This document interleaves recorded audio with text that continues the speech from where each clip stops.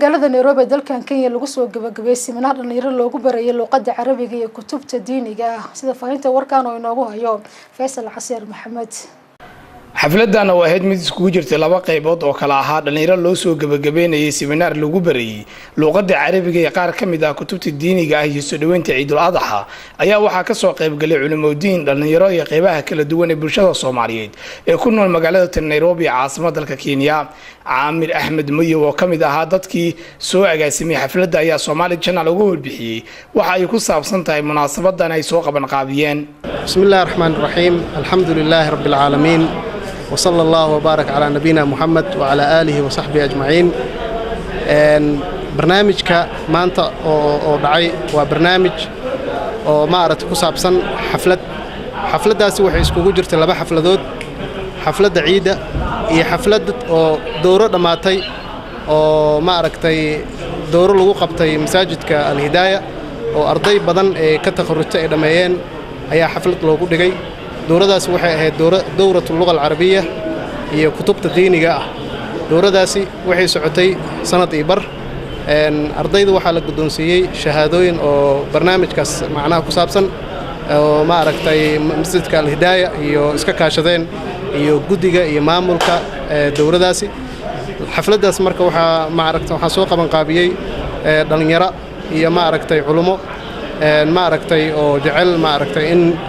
barnaamijka lagu horumariyo ardayda xafladda marka waxa iskugu jireen riwaayado iyo waxa lagu soo bandhigay muxaadaro iyo nashiidooyin iyo maxaan ku iraahdaayay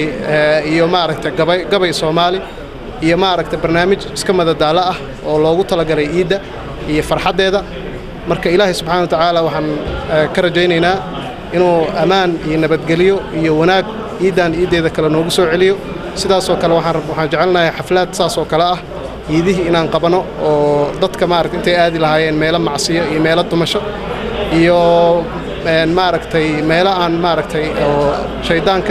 معناها كوجيتو أنت أساس ميلا هاي نوحاج على سنة إن حفلة عيدة لو قبته وبرنامج الديني وعي كتوسينايو درين وقفك ماركت مركي رواية أو فيريو وح واقع يو جرو دنيرة هايستو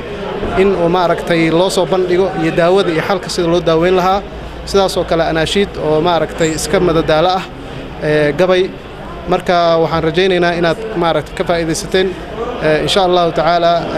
waxaan u mahad celinayaa dhamaan walaalaha culimada gaar ahaan ma aragtay kanaalkan Somali Channel iyo ma aragtay saaxiibkay iyo oo ma aragtay darba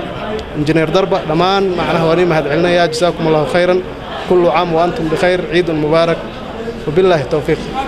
Sheekh Maxamuud Abu Shayba oo kamid ah culimooyinka Soomaaliyeed oo ku nool dalkan Kenya waa isagana xafladda ka hadlay ayaa dhalinyarada ku baraarujiyay barashada luqadda Carabiga iyo kutubta diiniga ah. marka waxa la rabaa dhalinyaradiina luqadda Carabiga waa luqadeeni in la barto si diinta loo fahmo khayr la siiyo sida caamri rag kale oo maartay garab siinayay inaad luqadii maartay fahamtaan oo diintii fahamtaan oo faafisaan luqadu waxa weeye waa luqadu waa ilbaxnimada dadka ka tahay asal taariikhda muslimiinta Carabi ku qoran tahay dadka Ingiriis aan ku aqrinaya wiil Soomaaliya oo daarad isla raacno waxaan arkay buu aqrinaya tarjuman ummahatul muuminiin yaa tarjumay waxa laga inuu tarjumidaan diinta aqoon oo musashirqo ku waalo maxaa tarjumaad ka rabtaa adiga Carabi baro oo asalkiiba akhriba aan kan aad u soo fiirinaya ninka xiriiriyaha kol waqti ay ka dhamaaday ciid wanaagsan kullu aamin wa antum bi khayr خير باني رجينا دليراتي نلاشو أينو عصب تهاي الله ينيه هجاجي إنت صوص عطها تقريبا وحيس عتي دورة عن سنة إيوبر ضد بدن أيها كساقيب قالي وككل يمد نيروبي حافظة هذا مالك ميدا وحين دورة وحي دعي جرت خميس إيو جمعة دي قلبتي بعد العصر ولا بدا بيري خميس إيو جمعة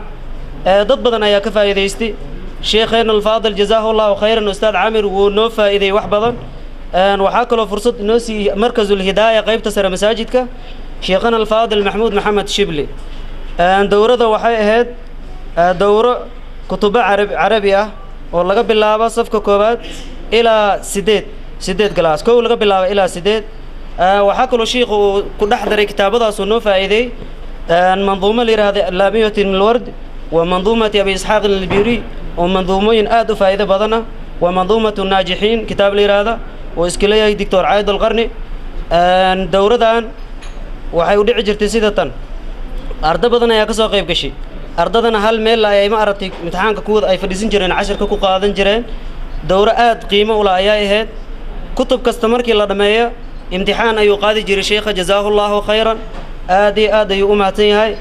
wajazaakum allahu khayran ciidukum saciid وكل عام وأنتم بخير وجزاكم الله خير الجزاء. فيصل عسير، Somali Channel, Nairobi.